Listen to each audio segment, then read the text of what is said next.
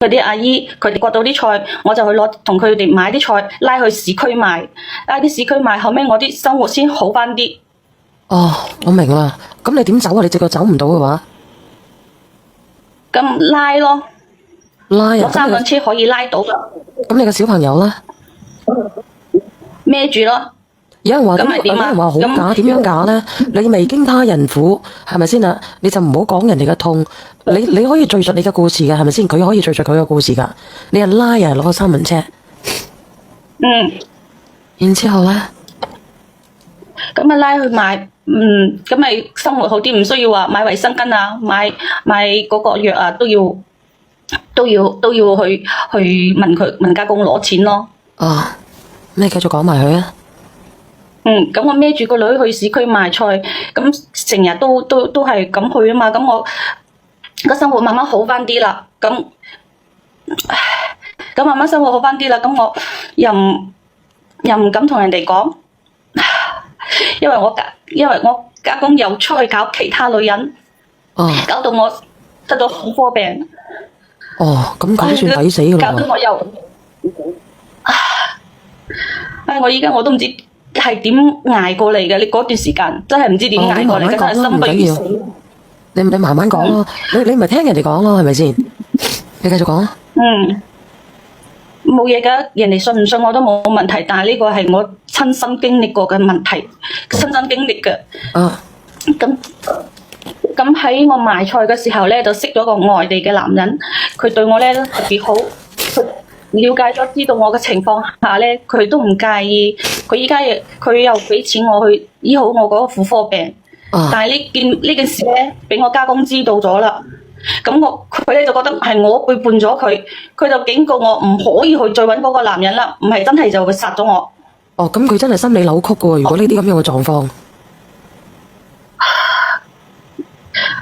真係嗰段時間都唔知點捱過嚟啦。後尾我依家發現我有咗個 BB， 你而家有咗 BB 係呢個男嘅。我好驚啊！我都唔知點算。嗰個男嘅話帶我離開，我依家我都係唔想返嗰個屋企，我覺得有個恐懼感啦，俾我有一種。咁點解？咁咪離開咯。咁咪離開咯。佢要去我外家搞我。佢幾廿歲？佢搞幾多啊？我爸媽70幾歲啦，我爸阿媽70幾歲嘅時候身體又唔係咁好，我好驚我爸阿媽為咗我。有啲乜嘢事嘅情況下，我都唔知點算咯。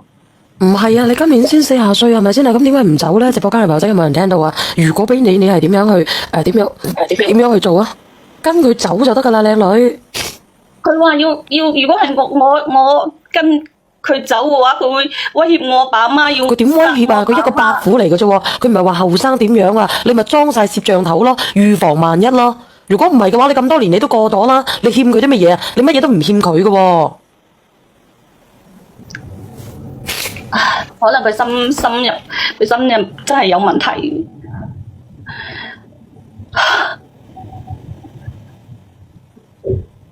佢話攞佢哋命，我都唔知點算。攞唔到啊，報案啦！走咗我女點算呢？你走咗你個女，你可以帶埋你個女一齊走噶嘛？因為個女嘅監護權係你啊嘛，點解你唔可以去走呢？係咪啊？但我覺得好對唔住我女咯。點會好對唔住你個女呢？你個女喺一個咁樣嘅家庭，咁樣扭曲嘅家庭喺度生活，係咪？你個家公咁抵死，然之後你個家婆咧亦都係咁樣，咁點解你唔會早啲走啫？我又怕佢帶住我又帶住個女，我又怕佢，我嗰個依家個男嘅對我女唔好。點會咧？佢對你好嘅係咪？倒數第一咪。你好先，呢個姐姐，我有個問題想問下你。你話你老公25歲嗰年就心緊走咗，依家你40歲啦，應該你個女都15、16歲啦。佢當時依家個女係15、16歲啦，但係我依家我冇辦法唔理個女啊嘛。你可以帶埋你個女去自理噶嘛？你話齋你自己去賣菜都賣到啦，你隻腳唔方便啫。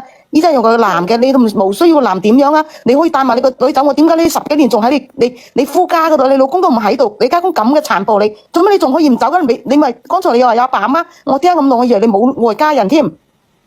如果係過得咁苦，點解你唔走咧？我個女要讀書，我又身體有啲殘疾嘅，咁呢個男嘅佢又冇結過婚，冇結過婚唔緊要，最緊要佢認同你，佢愛你就得噶啦，係唔係啊？你驚住乜嘢啫？小楊，我就問緊佢點解呢10幾年啦，做咩你唔翻外家啫？既然你過得咁苦，你家公又強暴你，然後又打你，打到你唔好講呢兩個字啊，滅蘇。哦，又打到你咁嘅樣，你點解唔走啫吓？真係諗唔明咯！你有外家，我以為你冇外家人添。屋企好窮噶，我外家好窮。咁窮你都可以，點解咧？你都可以走嗰邊，你外家係咪離你夫家好遠嘅先？有啲遠，佢話佢要挾我家公要挾我，如果我唔順從佢嘅話，佢就要殺咗我阿爸阿媽。唔好同你話卡差好啦。唉，佢卡得你幾多啊，姐姐？你點解可以？你係個40歲人，同我嘅年齡差唔多。正常嚟講，你家公點？佢卡得你幾多啊？你信我啊，姐姐？屋企人啊，真係。姐姐啊，佢卡得你幾多？佢卡唔得你幾多嘅，因為佢幾廿歲啦，佢冇咁樣嘅乜嘢嘅。佢一入嚟嘅，你咪張好晒攝像頭咯。你驚乜嘢啫？你又冇欠佢嘅，你怕乜嘢嘅啫？佢話佢爛命一條喎，佢唔怕喎。咁你條命好值錢咩？我想問你。咁你想繼續喺書咁樣過啊？定係咧同佢咧魚死網破咧拼一搏好啲啊？到依家你個女10幾歲啦，15、16歲，依家你個女15歲，你個女就初3畢業啦，初3畢業都去到外邊讀書啦。你走係最好嘅，你執好包袱，帶住幾身份證個女嘅，執2件衫就走就得啦。你打招呼都唔需要打，你個女就出邊讀書啦，15歲。你一個40歲嘅靚女，你怕一個老坑公做乜嘢啫？你怕乜嘢啫？佢有幾多爪牙？你話佢30、40歲嘅猛鬼一隻嘅，咁你就驚佢嘅啫。但你唔係啊，你仲年輕啊，你可以跟住嗰個靚仔走噶啦。你擔心啲乜嘢啊？就算嗰個靚仔唔走，唔好都好，最起碼你可以逃出呢個生天啊，姐姐。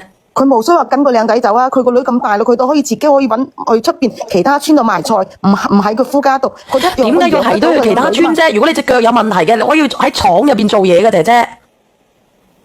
你完全係可以擁有你自己嘅生活噶。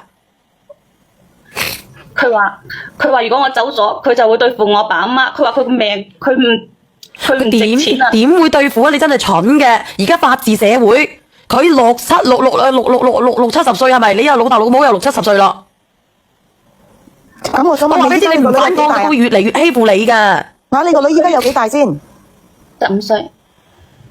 咁你怕乜嘢？如果係咁，按照咁嚟講嘅，即係你老公你個女一出世，你老公就咔嚓咯喎。係啊。你好，小娟姐姐。係。應該帶埋個女走啦，咪到時你家公連個女都搞埋啊！唔會嘅，隨緣親孫女嚟嘅法君喎。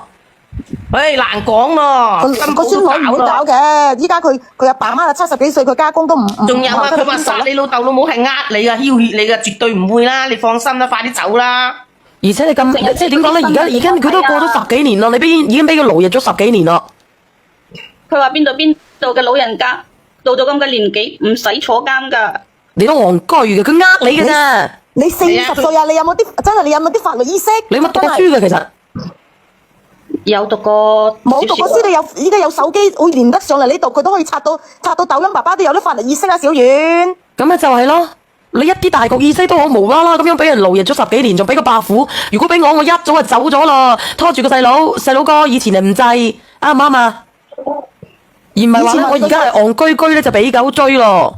你話你個女戶口入到嗰度，唔去到其他地方讀俾錢學費，咁唔同。依家你個女15歲都出咗出邊讀書啦，姐姐。你最好時機呢40歲自己大好年華嘅時候，點解唔走？都冇需要點，你個女都可以自理啦。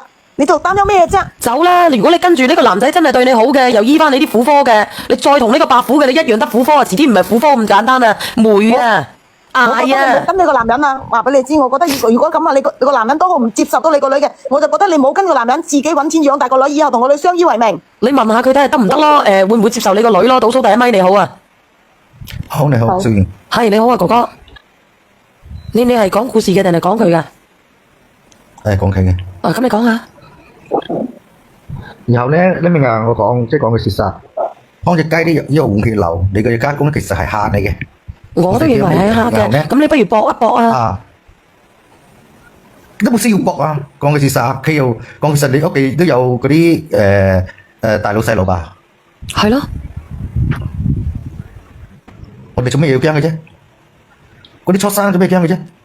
死人呢個家婆又係5歲嘅又唔係因為佢個心理啊，你聽我講，因為佢個心理咧，可能我哋正常人唔了解佢個心理啊，因為咧佢係一個弱勢群體，好似佢佢話佢隻腳咁方便嘅，佢會好驚住跳出呢個生圈啊，就好似有人話有啲人咧成日俾人打，成日俾人家暴，但係佢一直咧佢會抱喺呢個圈裏邊唔夠膽走出嚟嘅，呢個咧就係咧呢個心理問題啊。食咩一來咩承受痛啦係嘛？乜嘢？你話乜嘢？講就委屈自己食嗰種痛啦係嘛？一來承受痛啦係嘛？好多人就係被家暴，就係唔夠膽跳出呢個圈。呢個姐姐咧就係咁樣俾人嚇怕咗。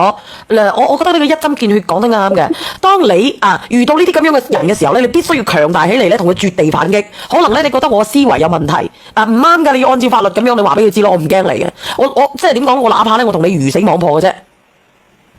唔同噶，佢呢個案例唔同，我覺得少，因為佢唔係佢老公啊，依家佢家公啊，佢個女咁大個，佢冇必要再喺度啊，佢仲怕前怕後，怕乜柒啫？有乜好怕啫？你個女自己都唔方便，你個女就咁細個養到咁大個，你仲有乜好怕？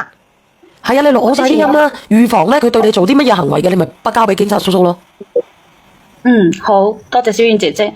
佢話佢唔接受我個女啊，但係我覺得好對唔住呢個男嘅咯，因為佢之前係冇結過婚嘅。咁如果佢唔接受嘅話咧，你就唔好要呢個男嘅啦。